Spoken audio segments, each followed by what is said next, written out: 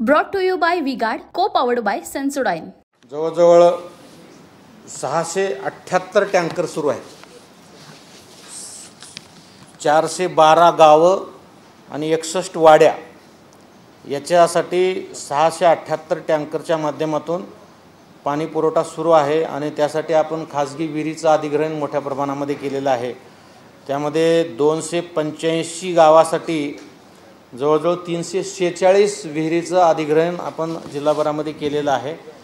आणि मागच्या 5 दिवसापासून संपूर्ण यंत्रणा ग्रामीण भागामध्ये आपण टँकरच्या फेऱ्या तपासणे, टँकरचं जे पाणी पुरवठा आहे त्या पाणी पुरवठ्याची क्वालिटी तपासणे, गावकऱ्यांशी चर्चा करणे, त्यांना वेळेवर पाणी येते का, फेऱ्या वगैरे होतात का, हे सगळं आपण करतोय. पण आता परत तुमच्या माध्यमातून मला परत संपूर्ण जिल्हावासियांना आवाहन करायचं आहे की ज्या गावामध्ये पाणी टंचाईच्या अनुषंगानं काही अडचण असेल तर त्यांनी पुढच्या 3 दिवसामध्ये तहसीलदारांकडे रीतसर निवेदन, मग ग्रामपंचायत असेल तिथली किंवा तिथली कोणती NGO असेल किंवा गावकरी असतील, यांनी पाणी टंचाईच्या अनुषंगानं पुढच्या 3 दिवसामध्ये तहसीलदाराकडे विस्तृतपणे मागणी त्यांची जे काय आहे ते त्यांनी द्यावी. देखिए, उनका काम है अफवाह से गर्मी बढ़ाना और हमारा काम है माहौल को ठंडा रखना. हमारा नेता कैसा हो जो माहौल को रखे ठंडा वैसा हो. अब की बार V-Guard एयर कूलर का चमत्कार. 4थ्या दिवशी आम्ही त्या संपूर्ण संकलन करायचा निर्णय घेतलेला आहे आणि 6-7 दिवसानंतर त्या आलेल्या निवेदनाच्या अनुषंगाने म्हणजे कुठलंही गाव पाण्यापासून वंचित राहू नये. कारण बऱ्याच वर्तमानपत्रामध्ये मी फोटो पाहतोय, भांडे हांडे घेऊन बऱ्याच महिला भगिनी दूरवर जात आहेत, कुठं पाणी टँकर उशिरा येतोय, अशा पद्धतीच्या ज्या बातम्या आहेत त्याची दखल आम्ही जिल्हा प्रशासनाने गांभीर्याने घेतलेली आहे. आणि असं कुठलंही गाव किंवा कुठलाही नागरिक वंचित राहू नये आणि दूरदराज एरियामध्ये आमच्यापर्यंत एखादा मेसेज यायला किंवा निवेदन यायला काही वेळ होऊन त्यांना काही त्रास होऊ नये, हा त्याच्या मागचा उद्देश आहे.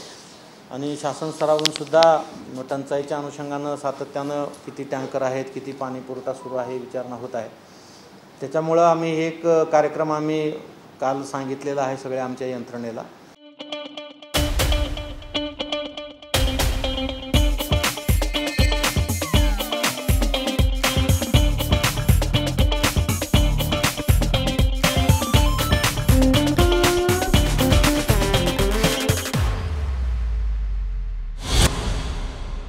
आणि फक्त यंत्रणेला सांगितलं तर आम्हाला फक्त ऑल इज वेलचाच रिपोर्ट बराचदा येण्याची भीती असते.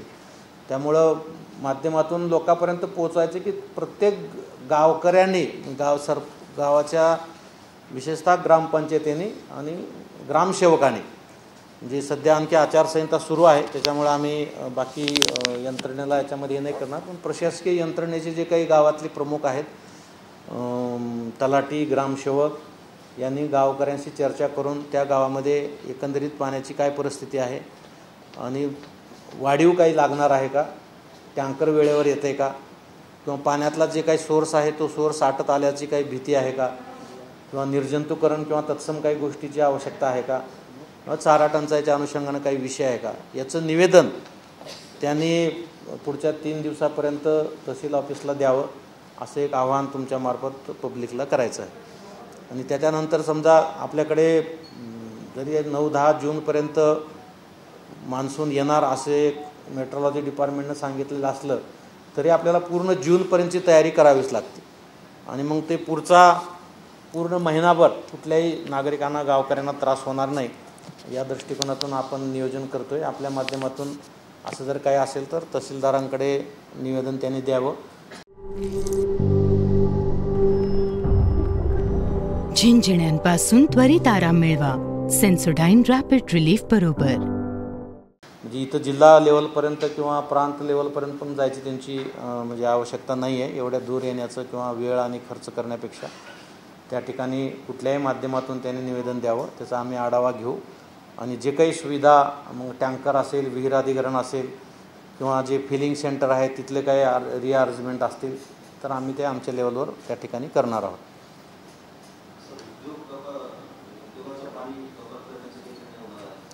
नाही, मागे आपण त्याच्याबद्दल सुतोवाच केला होता. आम्ही जलसंपदा विभाग, महापालिका, नगर परिषद यांच्याशी सगळे चर्चा करून त्यावेळेस आणखी तातडीनं इंडस्ट्रीचं पाणी बंद करण्याची आवश्यकता नाही असं सांगितलं होतं. परवा आम्ही जी बैठक घेतली त्याच्यामध्ये परत सांगितलेलं आहे की एकंदरीत जो आपल्याकडे मध्यम प्रकल्प, मोठे प्रकल्प आणि लघु प्रकल्प जे आहेत त्याच्यातला साठा, इंडस्ट्रीला लागणारं पाणी आमचे MIDCचे दोन्ही अधिकारी मी परवा बोलवले होते, त्यांना पण ते कॅल्क्युलेशन करायला सांगितलेलं आहे. कारण त्यावेळेस इंडस्ट्रीचं पाणी बंद करणार अशी फक्त शक्यता वर्तवली होती, तर बऱ्याच लोकांच्या प्रतिक्रिया त्याच्यामध्ये आले की गरज नसताना इंडस्ट्रीचं पाणी बंद करू नये, जेणेकरून विकासाला परत काही खीळ बसू नये. जर आवश्यकताच असेल तर आता आपण ग्रामीण भागातले जे चारा वाहतुकीला बंदी घातलेलं आहे, जे पाण्याचे सोर्स आहेत त्याच्या 500 मीटरमध्ये कुठलंही विहीर किंवा बोर नव्यानं खोदू नये याच्या संदर्भात भूजल अधिनियम जो आहे त्याच्या संदर्भात मध्ये काही आपण आदेश पारित केलेले आहेत. आणि जे ग्रामीण भागातले विशेषतः ज्या ठिकाणी मोठ्या प्रमाणामध्ये बांधकाम चालू आहेत आणि पाणी त्यात मोठ्या प्रमाणामध्ये लागत असेल तर त्याचासुद्धा आढावा घेण्याचा आमच्या यंत्रणेला सूचना दिलेली आहेत. आणि खूप मोठ्या प्रमाणामध्ये पाणी लागत असेल बांधकामाला तर ते 15 जूनपर्यंत ते काम थांबवून घ्यावं अशा सूचना तहसीलदारांना आपण दिलेल्या आहेत.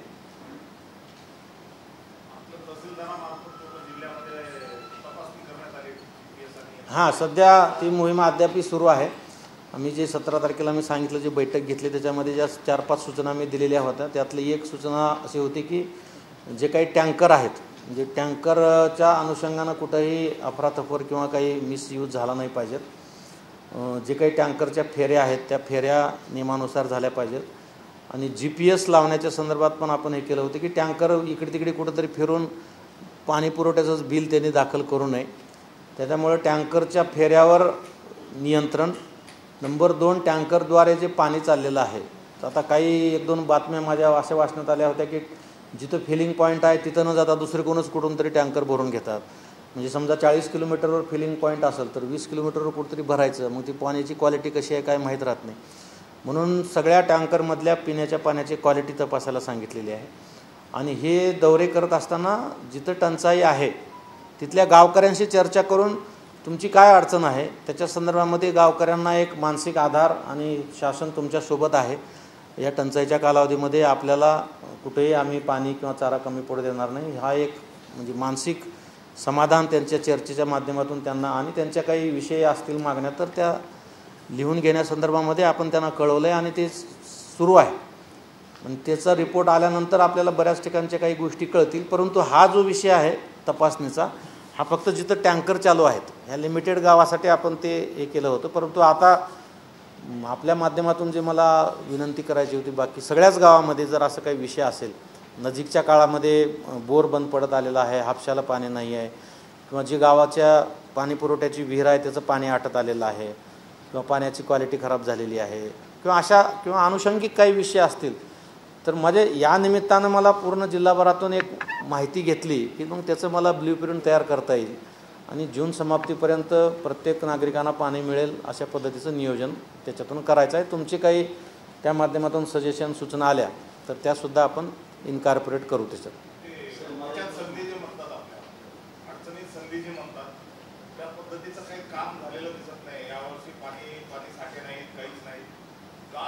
तेवढं काय मोठ्या प्रमाणात काम झालं जिल्ह्यात दिसत नाही किंवा विहीर पुनर्भरणाचे काही उपक्रम, बोर पुनर्भरणाचे काही उपक्रम.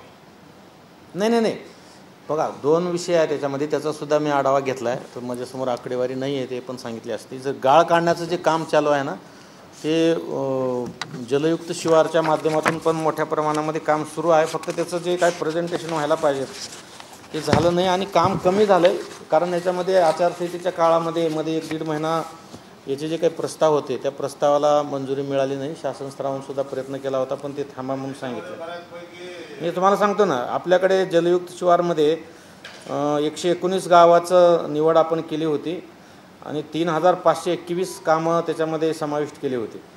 तर त्या 3021 पैकी मध्यंतरीच्या त्या 1-1.5 महिन्याच्या कालावधीमध्ये गॅप पडल्यामुळं पण आपण त्याच्यातही 2140 कामाला प्रशासकीय मंजुरी दिलेली आहे. आणि जवळजवळ 1200 कामं पूर्ण झालेत आणि ही बाकी पण जे आहेत ते 30 तारखेपर्यंत पूर्ण होणार आहेत. गाळ काढण्याचे NGOच्या माध्यमातून जे काम झालेलं आहे ते यावर्षी निश्चितपणे कमी झालेलं आहे, पण त्याच्यासाठी सुद्धा आम्ही NGO सोबत कोणत्या नाही NGO सोबत माझ्या 2 बैठका झालेल्या आहेत. पूर्ण जिल्ह्यातल्या NGO बोलवले होते, त्यांना जलसंधारण अधिकाऱ्यासोबत टायअप करून देऊन त्यांना गावनिहाय प्रोग्राम पण तयार करून दिला होता. त्याच्यामध्ये NGOची आता माहिती नाही माझ्याकडे, पण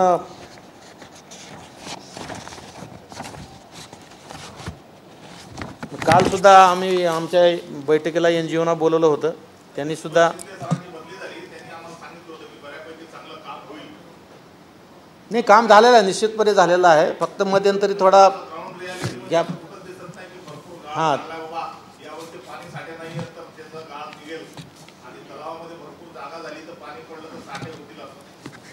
नाही काम झालं नाही अशातला भाग नाही. मी तुम्हाला सोमवारच्या नाही ते तर आता सुरू केलं आहे, पण ह्याची सुद्धा आकडेवारी मी तुम्हाला सोमवारी देतो. परंतु आता त्या दिवसाच्या बैठकीमध्ये आम्ही 30 तारखेपर्यंतचं नियोजन केलेलं आहे. तहसीलदार, तालुका कृषी अधिकारी आणि NGO यांचं टायअप करून दिलेलं आहे आणि त्या दिवशी प्रेझेंटेशन झालं होतं, परंतु ते मी आकडेवारी सोबत ठेवले नाही. खूप ठिकाणी चांगल्या पद्धतीनं गाळ म्हणजे NGO मार्फत म्हणजे शासनाचा एकही पैसा न घेता म्हणजे इकडे जलयुक्तमध्ये अंदाजपत्रकाला मंजुरी मिळायला अडचण होती म्हणून आम्ही NGOकडे शिफ्ट झालो होतो आणि त्यांच्या माध्यमातूनही काम झालं आहे. पण मला समाधान ह्याच्यासाठी नाही आहे की हे जे गावं ज्या टँकरचे गावं आहेत या गावामध्ये पुढच्या वर्षी टँकर लागला नाही पाहिजे, हे मी टार्गेट दिलेलं आहे. आणि त्याच्यासाठी आमच्या यंत्रणेमार्फत जलसंधारण, कृषी विभाग, महसूल विभाग, ग्रामपंचायत विभाग या चारीच्या माध्यमातून हे जे टँकरचे गावं आहेत या गावामध्ये एकतरी वॉटर हार्वेस्टिंगचे मोठे सगळे प्रकल्प जे वॉटर हार्वेस्टिंगला पूर्वी खूप खर्च लागायचा, परंतु आता काही टेक्नॉलॉजी आल्यात की कमीत कमी खर्चामध्ये वॉटर हार्वेस्टिंग करता येऊ शकते. त्याच्यामध्ये जितक्या सरकारी आणि निमसरकारी इमारती आहेत किमान या गावामधल्या त्याचं वॉटर हार्वेस्टिंग झालं पाहिजे. नंबर 1. नंबर 2, त्या गावातल्या विहिरी आणि गावाच्या शेजारी 1 किलोमीटरच्या परिसरामध्ये मग ते शेतकऱ्यांचे असो की सरकारी असो की खाजगी असो या विहिरीचं पुनर्भरण. आणि 3रं बोर पुनर्भरण. याच्यासाठी GSDA, महसूल, ग्रामपंचायत यांनी त्यांचा एक प्रोग्राम तयार करायचा प्रत्येक तालुक्यातल्या गावाचा आणि पुढच्या 40 दिवसामध्ये म्हणजे आपल्याकडे मोठा पाऊस जो आहे तो जुलैमध्येच येतो, तर पुढचे 30 दिवस या प्रत्येकाचं नियोजन करून मला 30 तारखेपर्यंत यायला सांगितलं की तुम्ही किती गावामध्ये किती विहीर पुनर्भरण करणार. म्हणजे ह्या गावात जिथं टँकर चालू आहेत पहिलं फोकस आम्ही तिथं केलं आहे. माझं स्वतःचं असं टार्गेट आहे की किमान या ठिकाणी पुढच्या वर्षी टँकर लागू नये.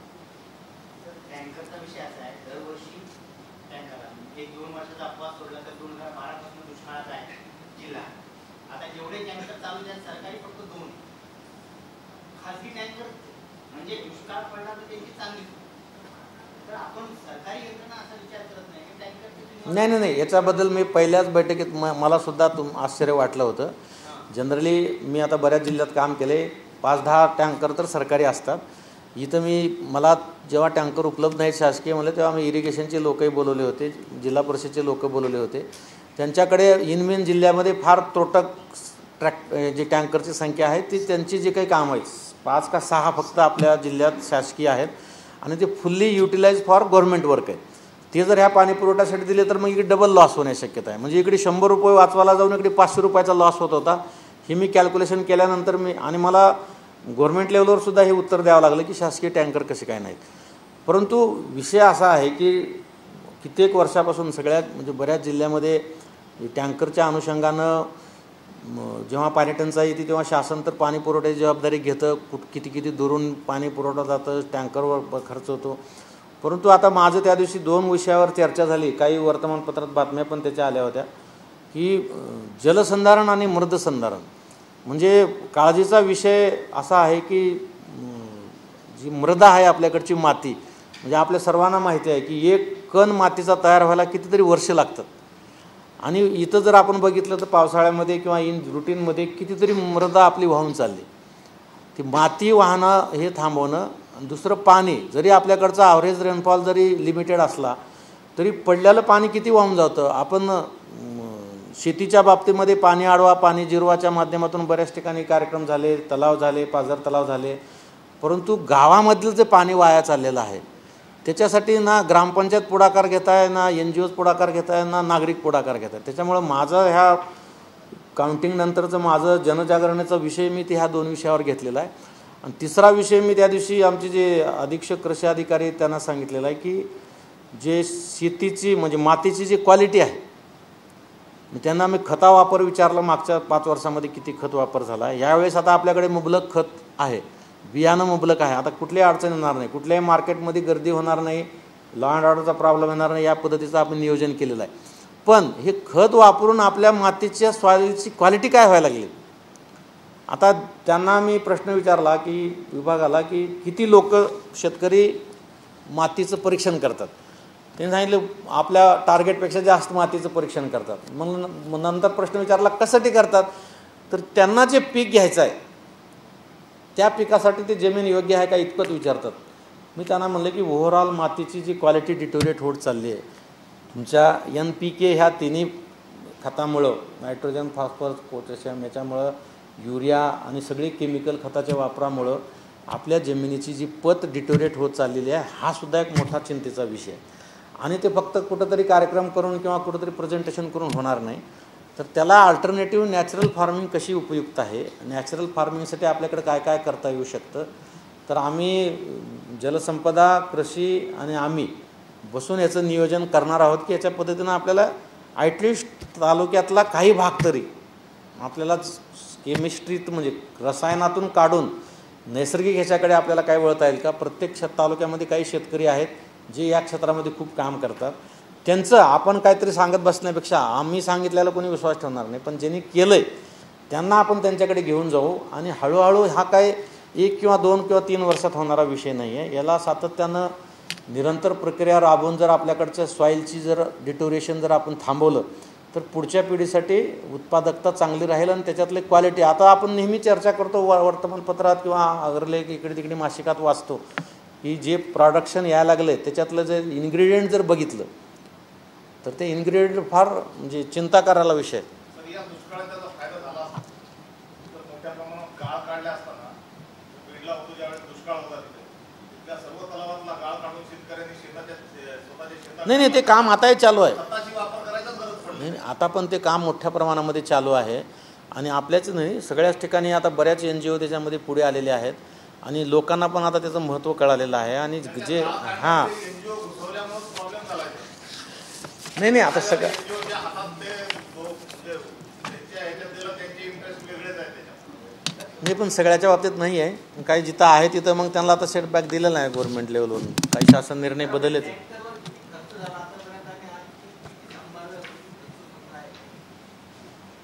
त्याचं आता कॅल्क्युलेशन करून सांगावं लागेल. तो जिल्हा परिषदकडून घेतो माहिती, कारण पेमेंट हा विषय जिल्हा परिषदचा आहे. तर दुसरा विषय असा आहे की ते पाऊस पडतो त्याची नोंद व्यवस्थित होतो, त्यामुळे काय होतं जे काही रेकॉर्ड लिहिलं जातं ना अनेकदा ती चुकीचे रेकॉर्ड केल्यामुळं शेतकऱ्यांना मदत मिळण्यास प्रॉब्लेम येतो. त्यामध्ये कुठेही यंत्र नाहीये, यंत्र चांगल्या स्थितीत नाहीये आणि जे काही तज्ञ लागतात तेही नाहीये. सरकारी पातळीवर पण ते नाही पावसाचं जे आता पर्जन्यमापक यंत्र कसं आहे, पावसाच्या बाबतीमध्ये आपण मंडळ अधिकारी लेवलवर पर्जन्यमापक यंत्र बसवलेले आहेत. पण बराच वेळेस काय होते, आम्ही खूप हे प्रॉब्लेम फेस केलेले आहेत की आपण नेहमी बघतो ना ह्या हॉलमध्ये अर्ध्या हॉलमध्ये पाऊस असतो ना अर्ध्या हॉलमध्ये पाऊस राहत नाही, अशी परिस्थिती आपणही अनुभवलेली आहे. आणि मी स्वतः पाहिलेलं आहे, काही खेड्यामध्ये स्वतः असताना पाऊस पडलेला. एका पर्जन्यमापामध्ये 60 मिलीमीटर पाऊस दाखवला आणि तिथून 1 किलोमीटरवर 10 mm दाखवला. मग तो तिथला जो आकडेवारी आहे तो देणारा तो पब्लिकच्या समोरच देतो, त्याच्यात काही बदमाशी करण्याचं काही कारण नाही आहे. परंतु जर अशी शंका असेल तर आम्ही परत एकदा आमच्याकडचे जे पर्जन्यमापक यंत्र आहे तसंही ते आपण जूनच्या पहिल्या आठवड्यामध्ये पूर्ण यंत्रणेला व्हिजिट करून त्या गावकऱ्याच्या समोर त्याचं चेकिंग करून प्रोसिडिंग करून आपण सबमिट करतो डिपार्टमेंटला. आणि मान्सून पूर्वतयारीच्या बैठकीमध्ये ह्या सूचना आपण दिलेल्या आहेत आणि तहसील पातळीवर त्याचं काम पण सुरू झालेलं आहे. त्याची काळजी घेऊ आपण. ह्यावेळेस मला जरा शेती, मृद, जलसंधारण हे जे जरा महत्त्वाचे विषय जे फ्युचरसाठी महत्त्वाचे आहेत.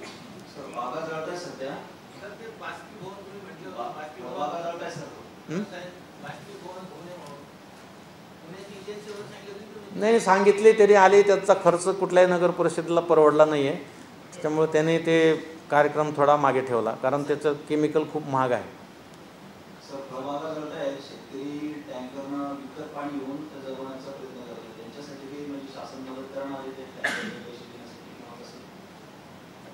नाही, त्याच्याबद्दल काही शासनाच्या सूचना नाही आहेत, परंतु असं जर कुठे पर्टिक्युलरली माहीत असेल तर आम्ही त्याचा प्रस्ताव.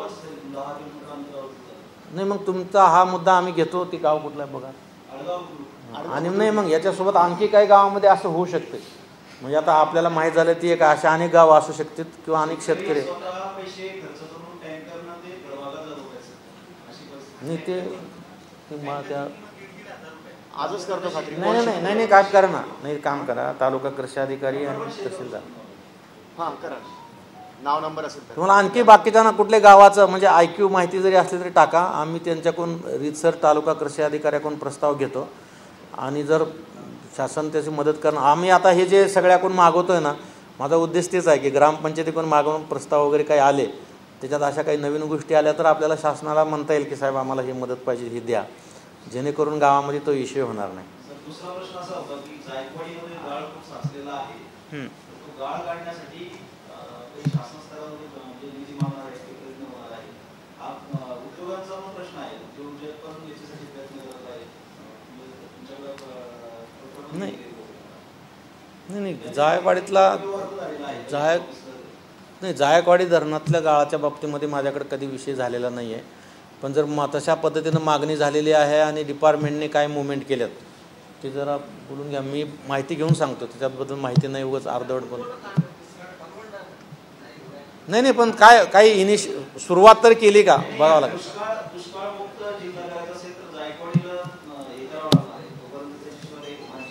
सगळेच जे मध्यम लघु प्रकल्प जे आहेत ना, त्या अँगलनं बघितल्याशिवाय होणार नाही आहे. आणि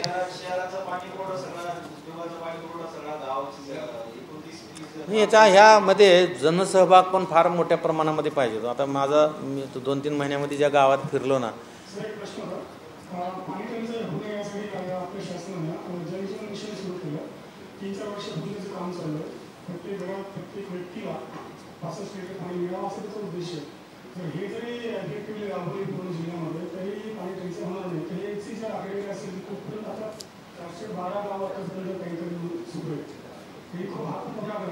नाही जलजीवन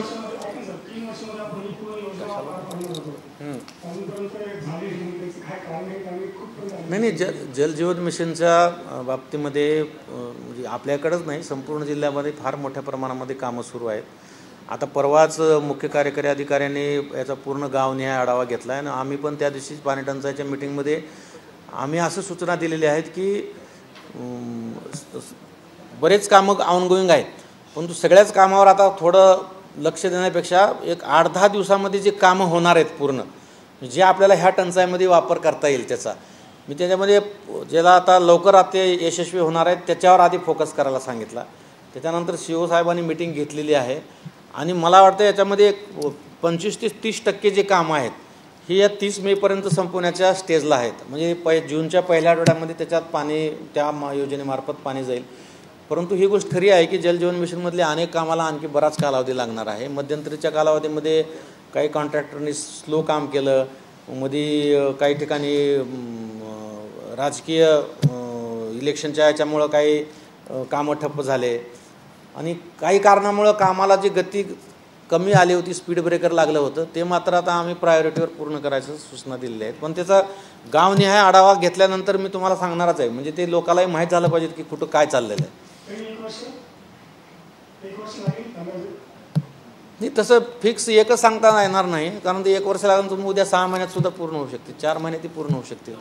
फक्त आम्ही हे करणार आहे की त्याचं कालबद्ध कार्यक्रम आधी मी 2 टप्पे केले. त्याच्यामध्ये पहिल्या टप्प्यामध्ये जलजीवन मिशनचे ह्या आठवड्यामध्ये काम पूर्ण होतील त्याच्यावर पूर्ण फोकस करा, ते पूर्ण करून घ्या, ते टंचाईत वापरा.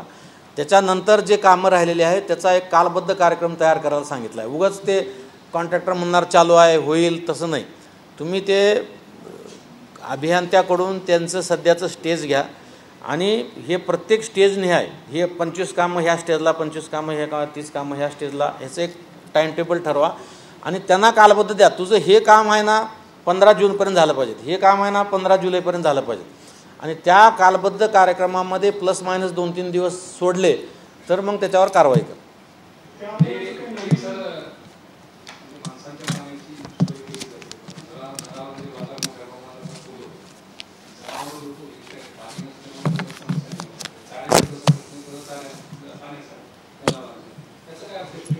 नाही, माझ्याकडे बघा, मी आता पूर्ण जिल्हा फिरून आलो आहे. मी पशुसंवर्धन अधिकाऱ्याच्या 4 बैठका घेतल्यात.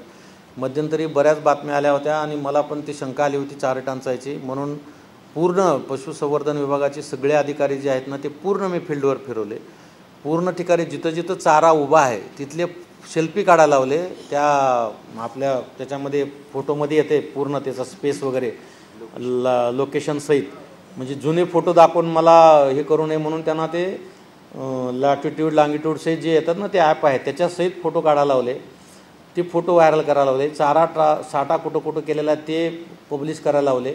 जिथं जिथं चारा टंचाई आहे म्हणून लोक हे करत होते त्या गावामध्ये बैठक लावायला लावली. त्यांना विचारलं तुम्हाला कुठं पाहिजे चारा सांगा.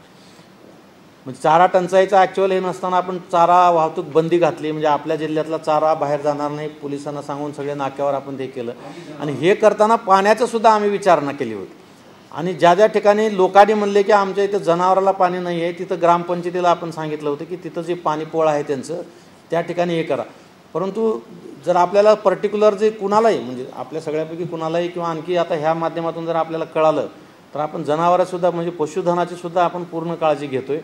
पशुधन डॉक्टरांनासुद्धा या उन्हाळ्यामुळं जसं माणसाला आपल्याला उन्हाळ्यामुळं काही आजार होऊ शकतात त्या पद्धतीनं जनावराला सुद्धा होतात, म्हणून सगळे पशुवैद्यकीय अधिकारीसुद्धा आपण फील्डवर फिरवले. पण त्याचं काय त्याने काय कॅम्प वगैरे कुठे घेतले नाहीत त्याच्यामुळं ती पब्लिसिटी त्याची झाली नाही. परंतु वैयक्तिकरित्या पशुधन मालकाला डॉक्टरांनी भेटून त्याचं प्रोसिडिंग तयार करायला आपण सांगितलेलं आहे. आणि जर कुठं असं असेल म्हणजे माहिती मिळाली तुम्ही आपल्यापैकी कोणीही आम्हाला मेसेज किंवा हे करा, आपण तातडीनं तिथं जनावरांची सुद्धा पिण्याच्या पाण्याची व्यवस्था करू.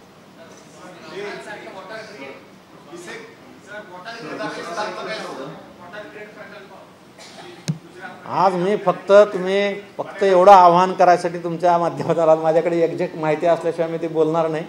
तुमची जी वॉटर ग्रीडची जी आहे ना सगळी डिटेल माहिती घेऊन मी तुम्हाला पर्सनली डिटेल देतो. चला, thank you. Brought to you by V-Guard, co-powered bye Sensodyne.